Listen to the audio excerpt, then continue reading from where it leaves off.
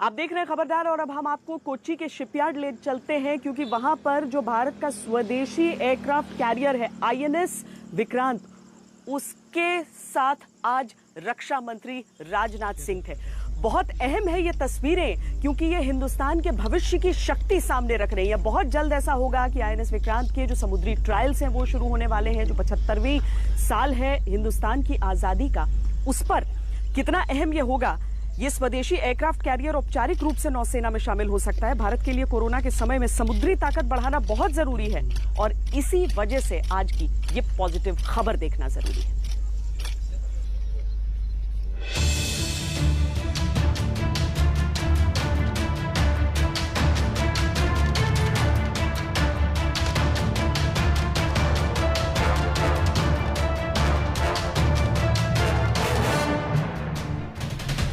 दुश्मन में सिहरन का नाम है भारतीय नौसेना।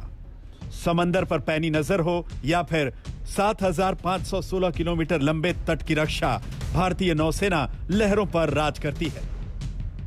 और अब इसके तरकश में समंदर का सिकंदर जुड़ने वाला है।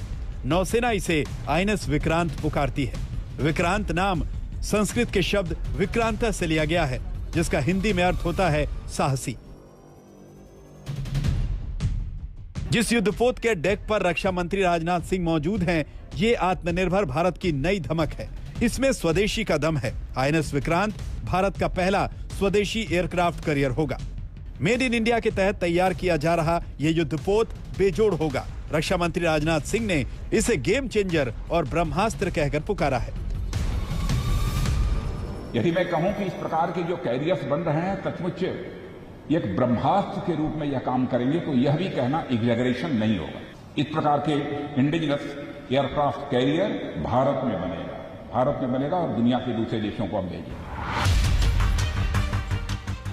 आईएनएस विक्रांत का निर्माण आखिरी चरण में है। नौसेना का लक्ष्य इसे अगले साल कमीशन करने का है, यानी विश्व की 5वीं सबसे बड़ी नौसेना के तरकश में अब एक और अजेय योद्धा शामिल होगा। सरकार का लक्ष्य है कि आने वाले कुछ सालों में भारतीय नौसेना दुनिया के टॉप 3 में शामिल हो जाए। और मैं कह सकता हूं कि हमारी नेवी भी जिस तरीके से आगे बढ़ रही है, आज तो हम दुनिया की टॉप 5 नेवल फोर्सेस में हैं, लेकिन वह दिन दूर नहीं है कि हम जल्दी ही कुछ ही वर्षों के अंदर दुनिया की टॉप 3 नेवल फोर्सेस में आकर खड़े होंगे। मेड इन इंडिया के तहत बन रहे आईएनएस विक्रांत की ताकत को समझेंगे तो अंदाजा हो जाएगा कि आखिर क्यों इसे हिंद महासागर के लिए गेम चेंजर माना जा रहा है। आईएनएस विक्रांत एक विशालकाय जहाज है जहां पर एक लैंडिंग स्ट्रिप है तो 2 टेक ऑफ के लिए रनवे भी यहां पर मौजूद है। जब निर्माण पूरा हो जाएगा तो यहीं इसी डेक एरिया से इस तरफ से 2 विमान टेक ऑफ कर सकते हैं। आपात स्थिति में यह हिंदुस्तान की शक्ति को कितना बढ़ाएगा वो समझिए। विमान वाहक युद्धपोत का वजन लगभग 40,000 मीट्रिक टन है। आईएनएस विक्रांत की लंबाई 860 फीट, गहराई 84 फीट और चौड़ाई 302 फीट है। इसका कुल क्षेत्रफल 2.5 एकड़ का है। इसमें ताकतवर टरबाइन लगे हैं जो इसे 1,10,000 हॉर्स पावर की ताकत देते हैं। फाइटर प्लेन की उड़ान के लिए 37,500 टन का रैंप है। इस पर मिग-29 और हल्के लड़ाकू विमान तैनात होंगे। माना जा रहा है कि इसमें 30 फाइटर एयरक्राफ्ट तैनात होंगे। इसके अलावा 10 कामोव या वेस्टलैंड सी किंग हेलीकॉप्टर भी तैनात किए जाएंगे। युद्धपोत में 64 बराक मिसाइलें लगी होंगी जो जमीन से हवा में मार करने में सक्षम हैं। नेवी ने पोत पर लंबी दूरी की जमीन से हवा में मार करने वाली मिसाइलों को इंटीग्रेट करने का काम शुरू कर दिया है। युद्धपोत 52 किलोमीटर प्रति घंटे की रफ्तार से समुद्र की लहरों को चीर कर आगे बढ़ सकता है। ये एक बार में 15,000 किलोमीटर की यात्रा तय कर सकता है, यानी हिंद महासागर में चीन के दबदबे को चुनौती देने में ये पूरी तरह सक्षम है। चाइना की गतिविधियां इंडियन ओशन रीजन में बढ़ती जा रही हैं, उसकी चुनौतियां बढ़ती जा रही हैं और बड़ा लाजमी है कि हिंदुस्तान जो है कंप्लीट इंडियन ओशन रीजन को from the Horn of Africa to Straits of Malacca को सी कंट्रोल और सी डोमिनेशन करे। आईएनएस विक्रांत नौसेना को ऐसे वक्त में मिलेगा जब भारत और चीन पिछले 4 दशकों से सबसे गंभीर सीमा विवाद से जूझ रहे हैं। हिंद महासागर में चीन का बढ़ता प्रभाव भारत ही नहीं पूरी दुनिया के लिए एक मुश्किल सवाल बनकर उभरा है।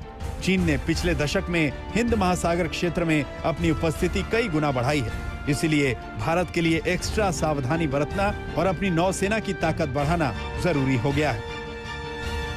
एयरक्राफ्ट कैरियर होना एक पावर प्रोजेक्शन का बहुत बड़ा सिंबल होता है और ये बताता है कि आपकी नेवी कितनी सक्षम है, कितनी प्रोफेशनल है।